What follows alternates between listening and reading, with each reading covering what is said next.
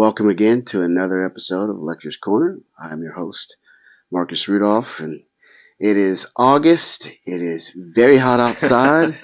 It is almost back to school, but one person who always stays cool, and no matter what season, our beloved chaplain, Father Danny. Thank you, Marcus. How are you, sir? I'm good, brother. How you doing? Good to see you. Now, we're going to talk a couple things in regards to the liturgical calendar in August, and then I want to get to your chaplain's message for all the viewers.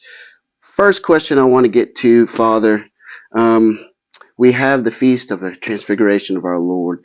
Can you kind of explain to us or just tell us why it's so important in regards to the Catholic Church? Yeah, absolutely. So some things since it's August, what I like to do in the school whenever I preach, and sometimes I bring it out for the Sunday homily, is the Magic School Bus. Mm-hmm. And so to take you to the Magic School Bus, we go to Mount Tabor, which is in Israel.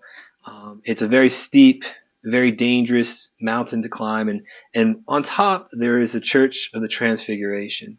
And in that area, you have three altars. You have an altar dedicated to Elijah, Mm-hmm. and you have the dedicated to Moses. And the third, most important, dedicated to our Lord, obviously. But it's a very important feast because this is a moment in which the New Testament and the Old Testament are coming together. Okay. Because Christ has taken not only himself up the mountain, but he's taken his apostles, and his three favorite apostles, Peter, James, and John. Mm-hmm. And so this is really a clashing of worlds, so to speak, to use the multiverse language. Like, this is an incursion of all incursions. There you go. And so that's really important because Jesus Christ wants Peter, James, and John to witness his glorified body, a body that he would soon take on after his persecution, after his passion, and after his resurrection, and a body that we are all meant to have as well. And in order to prove it to them, in order to show it that glory, that they're not just seeing things, he brings along Moses and Elijah, to which they say, let's stay here. Let's just be here. This is awesome. The most important part of that entire passage and that entire feast day, my friends, is Jesus says no. We have to go back down. And that's right before the Passion. Mm-hmm. And so what's that telling us? It's great to be here. It's great to be in this beautiful time of Mass, of your holy hour, of spending time in devotion with your children, with your families. That is good. But we have a mission, and we have to go down that hill. It's dangerous, but there's dangerousness in discipleship. Mm-hmm. That's fantastic. Yeah. Answer. Let's go to the second question I have to ask you in regards to another feast on the calendar, which is the Assumption of our Virgin Mary. Now, to me, I think it's a very rare and special act in regards to the Assumption. Can you kind of piggyback off of that and explain to everybody who's looking why such a special feast? Yeah, absolutely. So you have to go down to Marian theology for this to truly appreciate the significance of it. There's 4 dogmas about the Virgin Mary that all Catholics are, by virtue of faith, required to believe. Right. The first is that she was immaculately conceived. The second was that she was assumed into heaven, which we celebrate this August 15th coming up. Mm-hmm. The third, that she was perpetually a virgin, and the fourth, that she was Mother of God.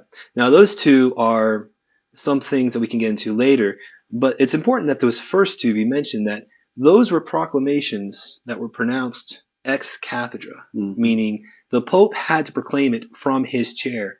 And the fun fact is, those were the only ex cathedra statements ever made by a Pope. Oh, wow.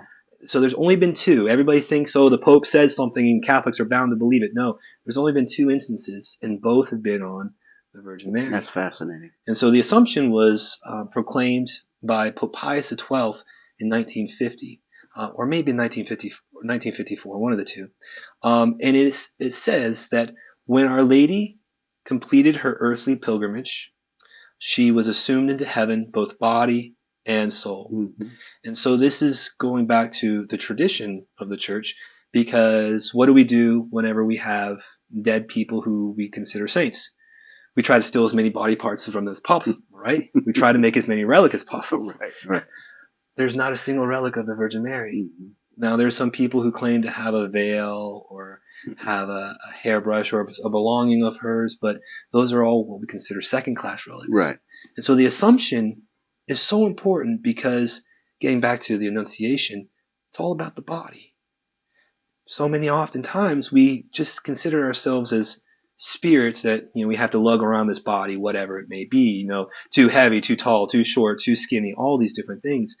But what our Lord is trying to tell us is in both the Ascension and the Assumption, not the Ascension, the Transfiguration Mm-hmm. and in the Assumption, is that the body matters. That we will have a glorified body once we're in heaven, but we also have the dignity of our body here. And our Lord loved his mother so much that he couldn't fathom the idea that her body would decay, because that would be the payment that all men and women would have to pay, regardless of her immaculately conceived nature. She would have decayed if her body had not been assumed into heaven. And so it only follows naturally from her immaculate conception that she would be assumed into heaven, both body and soul. That's tremendous information. Now, I have a quick question. Now, the feast falls on a Saturday this year. Is that Yes. correct?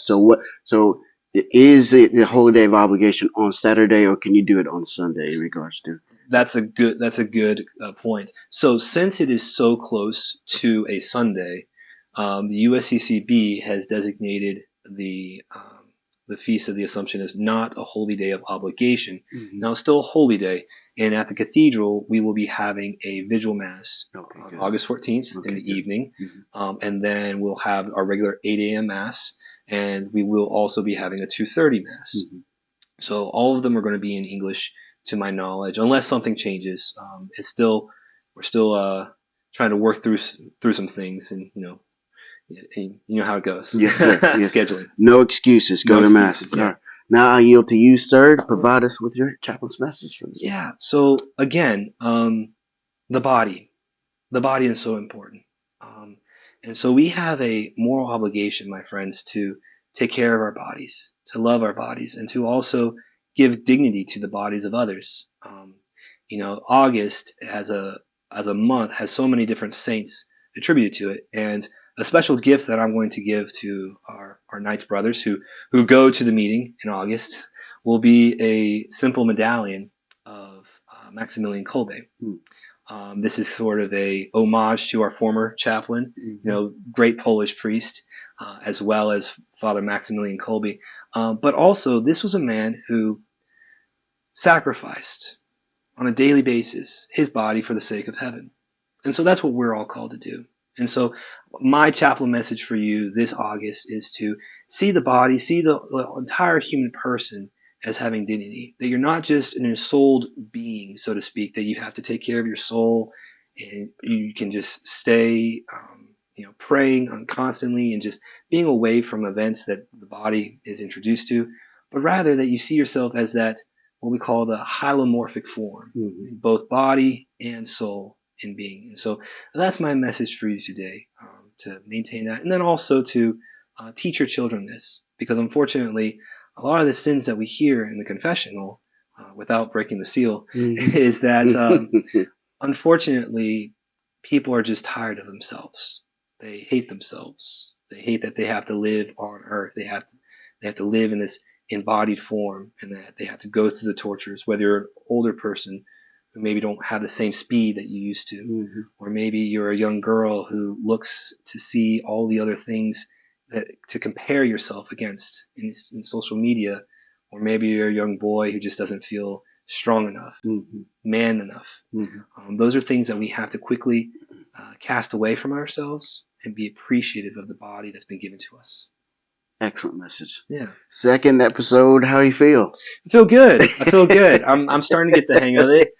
You had some great questions to think about, especially with the the Transfiguration and the Assumption. Fun fact: when I went to Mount Tabor as a young seminarian, if you ever go to Adoration and you see a table that the monstrous is top of, it is also called a tabor. Oh, okay. Because God's glorified body in the Eucharist is also on a Tabor as well as Mount Tabor when his glorified form came from. Providing excellent information. Acting like a wily veteran. Trying to. Thank you so much for coming again. And again, please pray. Please listen to Father Danny's message. He has a lot more things to say and many more episodes to go. So thank you for coming. And as always, may God be your God. Thank you. Thank you.